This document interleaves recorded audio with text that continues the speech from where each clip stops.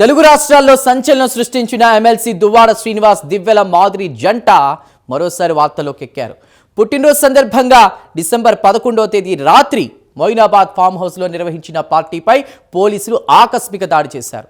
అనుమతి లేకుండా మద్యం, హుక్కా పరికరాలతో పార్టీ చేసుకుంటున్నారనేటువంటి సమాచారంతో తనిఖీలు జరిగినట్టు తెలుస్తోంది.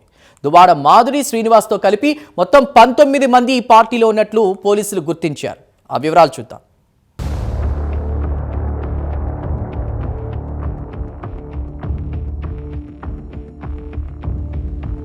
మొయినాబాద్లోని ది పెండెంట్ ఫామ్ హౌస్లో రాజేంద్రనగర్ ఎస్ఓటీ పోలీసులు దాడులు చేపట్టారు.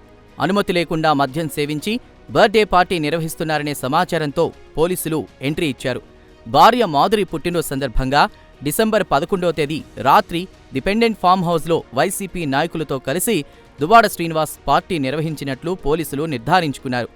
బర్త్డే జరుపుకుంటున్న ఫామ్ హౌస్పై దాడులు నిర్వహించిన పోలీసులు పార్టీని భగ్నం చేశారు. వారి నుంచి భారీగా మద్యం బాటిళ్లు స్వాధీనం చేసుకున్నారు రాజేంద్రనగర్ ఎస్ఓటీ పోలీసులు.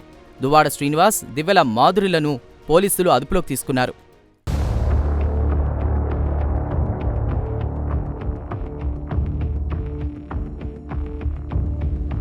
పెండెంట్ ఫామ్ హౌస్లో ఎమ్మెల్సీ దువ్వాడ శ్రీనివాస్ ప్రధాన అనుచరుడు పార్థసారథి పుట్టినరోజు వేడుకలు జరిగినట్లు తెలుస్తోంది. ఈ పార్టీలో అనుమతి లేకుండా మద్యం సేవించి బర్త్డే పార్టీ చేసుకున్నట్లు పోలీసులకు సమాచారం అందింది. దువ్వాడ మాధురి శ్రీనివాస్తో కలిపి 19 మంది ఈ పార్టీలో ఉన్నట్లు పోలీసులు గుర్తించారు. 5 హుక్కా బాటిళ్లు, 10 స్కాచ్ బాటిళ్లు, ఇతర మత్తు పదార్థాలను పోలీసులు స్వాధీనం చేసుకున్నారు. పెండెంట్ ఫామ్ హౌస్ పార్టీని భగ్నం చేసిన పోలీసులు ఇద్దరిపై కేసు నమోదు చేశారు. Party organiser Parthasarathi, farm house owner సుభాష్పై కేసులు నమోదు చేసినట్లు తెలుస్తోంది.